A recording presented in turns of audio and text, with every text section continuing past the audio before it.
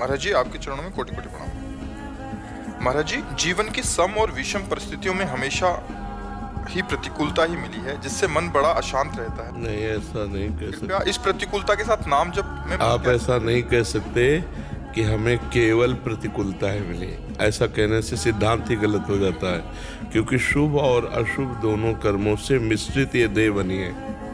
केवल प्रतिकूलता नरक में मिलती है, केवल अनुकूलता स्वर्ग में मिलती है, अनुकूलता और प्रतिकूलता मृत्यु लोक में मिलती है, क्योंकि शुभ और अशुभ कर्मों से मिश्रित ये देह बना है। तो ऐसा आप नहीं कह सकते कि केवल प्रतिकूलता मिली। आप विचार करके देखिए, आपको अनुकूलता मिलती है ना, है ना?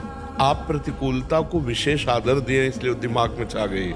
और प्रतिकूलता और अनुकूलता ये दोनों बच्चा असत है। असत, इनका कोई महत्व तो नहीं है। चाहे जितनी प्रतिकूलता उन्नति हो जाए लौकिक, और चाहे जितनी प्रतिकूलता हो जाए, इनका कोई ना सतो विद्यते भावो ना भाव विद्यते सता। इस असत की सत्ताएं नहीं।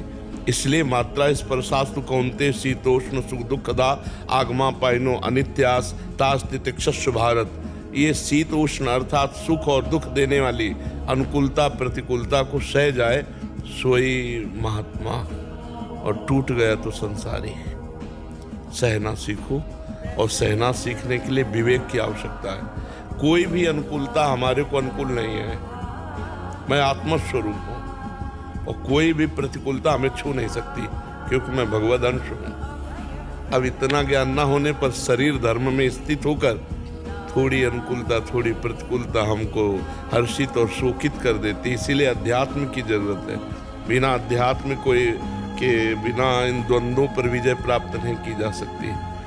अब बताइए, आप क्या कहना चाहते हैं? क्या कि कृपया इस प्रतिकूलता के साथ नाम जप में मन कैसे लगाएं, कृपया मार्गदर्शन। प्रतिकूलता में तो और नाम जप होता है। पता नहीं आपको कैसे कहते हैं प्रतिकूलता में नाम जप में मन अशांत हो जाता है तो शांति जहाँ मिलती है उधर भागा जाता है ना। फिर मान लो हम घर के बाहर खेल रहे हैं, हमें कोई पीटने लगे तो हम घर के अंदर भागेंगे ना, माँ के पास जाएंगे ना, या पिता के पास जाएंगे ना। तो प्रतिकूलता मुझे जला रही, मैं भगवान के पास जाऊंगा, जिनके चरणारविंद परम शीतल परम आनंद प्रदान करने वाले हैं। तो अशांत मन को शांत करने के लिए भगवान के नाम का आश्रय लेते, भगवान के चरणों का आश्रय लेते।